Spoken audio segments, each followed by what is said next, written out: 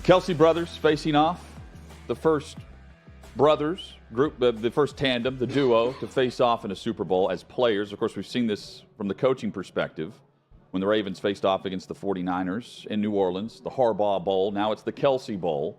And there is a big thing that Travis Kelce is asking Kansas City fans not to do over the next 10 days or so.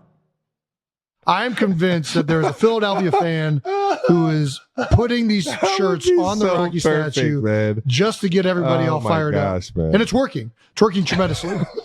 So keep doing it.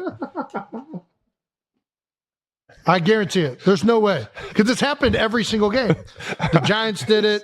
That's sick. 49ers did it. There'll probably be a Chiefs jersey on it this week. No way. No way. Right now, Chiefs, do not touch the Rocky Memorial, okay?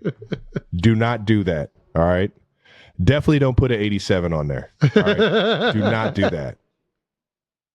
Travis and Jason Kelce on the New Heights show, having some fun with it. They go on to say, Chad. So talking about putting the jersey on a statue? Yeah, because the Giants, we've seen it so far with the Giants and 49ers. Yeah. On the Rocky statue, and we've seen how those games have turned out. Not well. So Travis doesn't want the superstition. You and I are not superstitious when it comes to this. Well, hey, Travis Kelce would know because he got awfully fired up about Burrowhead.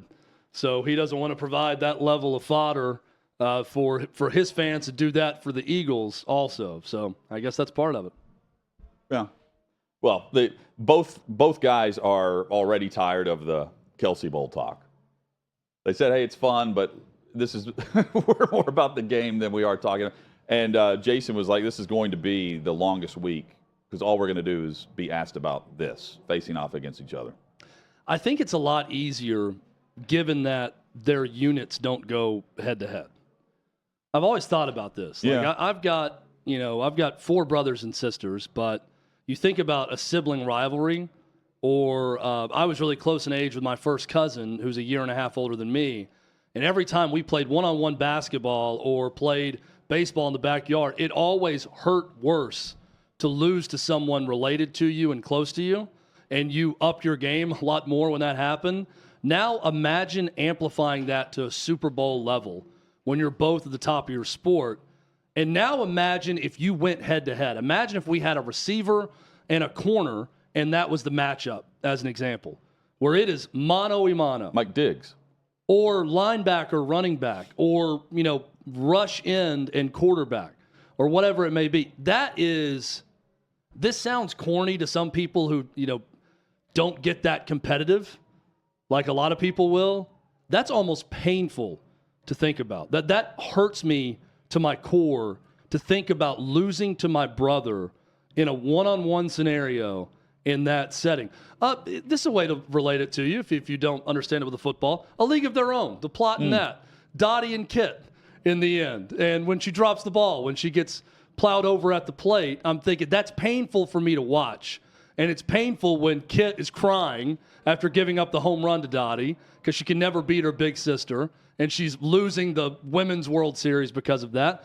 We all have those moments to relate, but I think because the Kelce brothers don't go head-to-head in terms of their units on the field at the same time, I think makes it a little bit more palatable for the loser of this game to lose to your brother. So I tend to agree. I still think the winner is going to be thinking about the loser having to deal with the loss. Yeah. But both of these guys have had so much success. That's the other thing. Like, there's not one guy trying to crack the code and the other one has had, domination throughout his career, right? Like, it's not like one guy is a special teams player who got an opportunity in Week 14 and remains on the roster, right? It's a bit different. It's not in Dottie that regard. and Kit. Right, exactly. Where Dottie feels bad because she's won in everything against her whole life, and she sees the pain it's taken on the little sister. We've got the details of their accomplishments, I believe, and the head-to-head matchup with what they've done with the Pro Bowls, the All-Pros, the Super Bowl rings, Travis versus Jason is pretty tight because you've got 6 Pro Bowls for Jason Kelce compared to 8 for Travis. And again, the Pro Bowls the larger number is going to go on top, but it's a flag football game now. Let's drop it down a notch. All-Pro, NFL All-Pro, 4 for Travis Kelce, 5 for Jason Kelce, and each have a Super Bowl ring. So this head-to-head matchup doesn't change all that much in the jewelry case in terms of career accomplishment for each other. That's the silver lining in this. Congratulations on being successful, Kelce's. Yeah, both are going to be okay. Yes. Is what you're saying. Ultimately, with their career and what they've accomplished, both will be okay. There's a petition to get their mom to do the coin toss. And I'm with you. The winning team, the winning guy, the winning brother, he's immediately rushing to find the other brother. Yes. That's the first thing, is to go and console the other brother on the other sideline. I do think that's going to happen also. But again, I just think that it makes it a little bit easier that they're not going head-to-head with their groups on the field at the same time.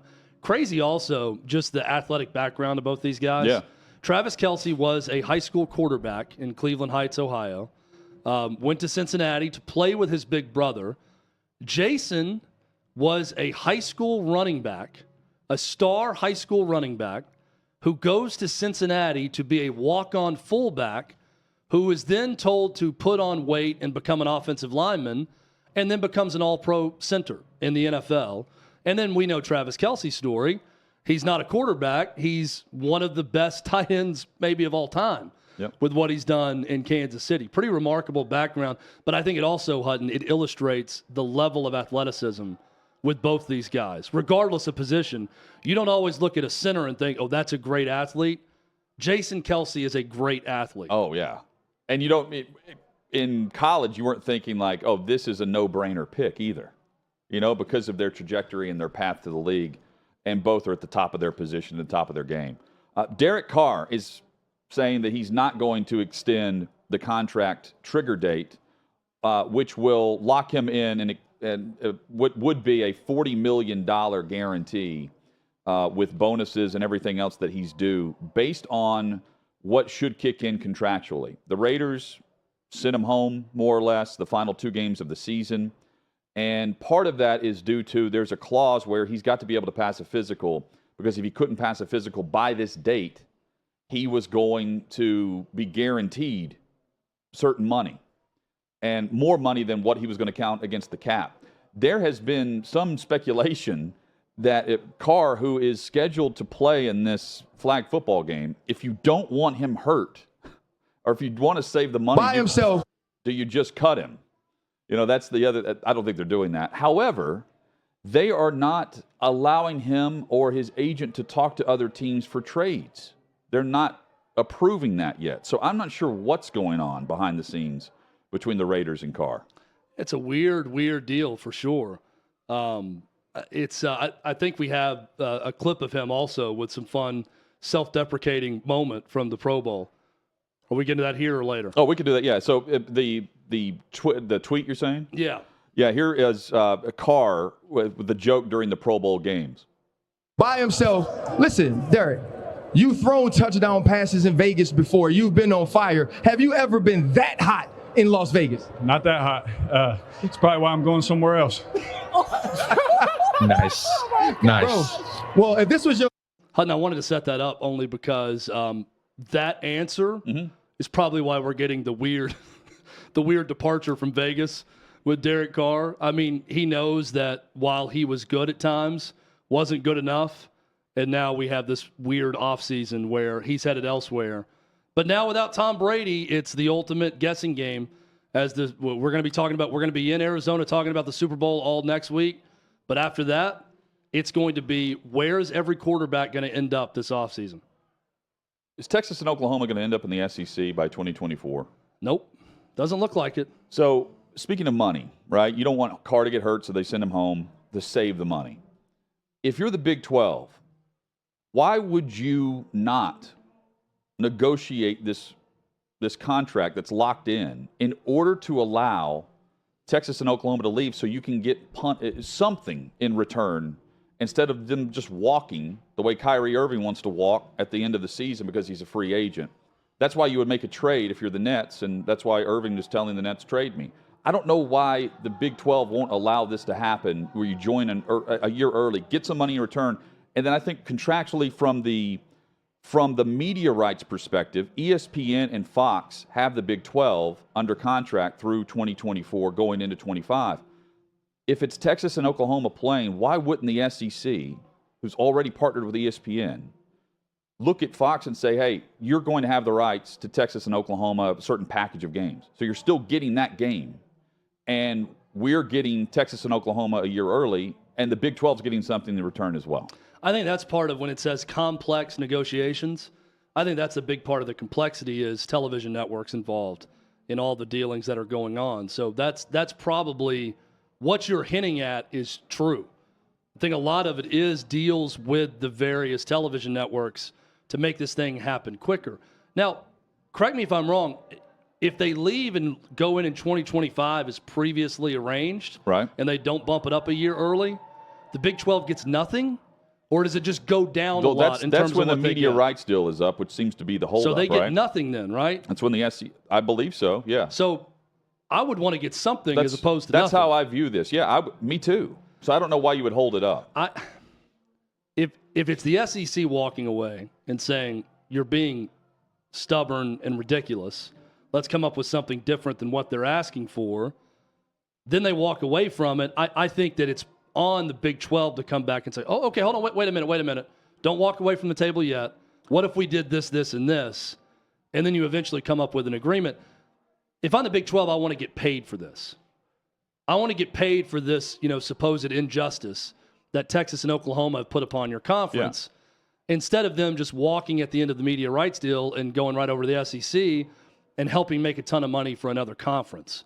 So it's on Brett Yormark to come up with the plan to get something in return. And the other part of this is it's just awkward. No one wants to be there. Oklahoma and Texas don't want to. Looking at the Big 12 schedule, they don't care about playing their games against UCF and Houston and BYU and being a part of the charade for a couple years. They don't want to do it for 1 year, much less 2. They'd be in the SEC now if they could. So why extend this level of purgatory out another calendar year? Makes no sense. Yeah, and I mean they've released their schedule. Both conferences have for the upcoming season, of course. But you've got the Big 12 that's released the schedule for the inclusion of the 4 new programs that are coming in: BYU, UCF, Houston, and Cincinnati joining the league.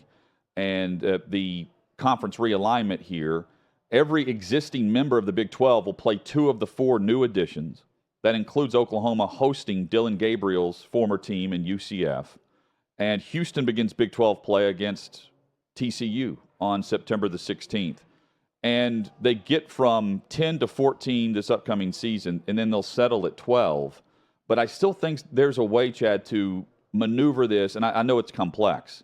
But the back and forth seesaw where initially it's like the Big 12 is not going to let them out early, definitive. They're not coming out early. And then last fall it was we could see them in as early as 2024. Right, there was some talk of that, and now Pete Thamel's back saying it's very unlikely, right? And I'm trying to figure out where the definitive nature of these reports, all 3 of them, trustworthy, and it's not like people are denying it, but the talks behind the scenes, there's got to be some hurdle that's extremely difficult that the SEC can't negotiate because of what the Big 12's wanting. The SEC, once again, is in the position of power in this negotiation because there's a deadline. They've already got them also. And they can just say, what's it to us to wait another year? We've got a lucrative TV deal. We are basically, ESPN now is the SEC network. They're not worried about that. So, what's it to us? Yeah, we'd like to get them a year early if we can. But if not, we'll just wait out a year, not pay a dime to you guys, and then get them a year later. So it's on the Big 12 to play ball more than the SEC if they want this to happen, to get something in return. And I can understand Greg Sankey just sitting back and saying, not our problem if it's awkward in your conference. Not our problem if you want to be unreasonable and make these demands and that we're not going to meet them right now. We'll just wait a year if we have to. But it's not going to be what the Big 12 wants ultimately in terms of everything they want in this negotiation. They're going to have to give a lot. But in doing that, they're going to get a heck of a lot more than they would otherwise by just letting them walk after a year. I'm selfish enough to want Manning in the SEC for the duration. That's why I want a year early. I mean, who doesn't want to see Arch Manning in Texas go to Oxford, Mississippi, and face Lane Kiffin and Ole Miss in a game before his career's over? I mean, I like that better than, Texas going on the road against BYU. Yeah. Nothing against BYU, but hey, many years ago, we got to see Peyton Manning and Tennessee go to Oxford and play Ole Miss, where his dad was a star at one point in his career. I think it'd be terrific to see those matchups.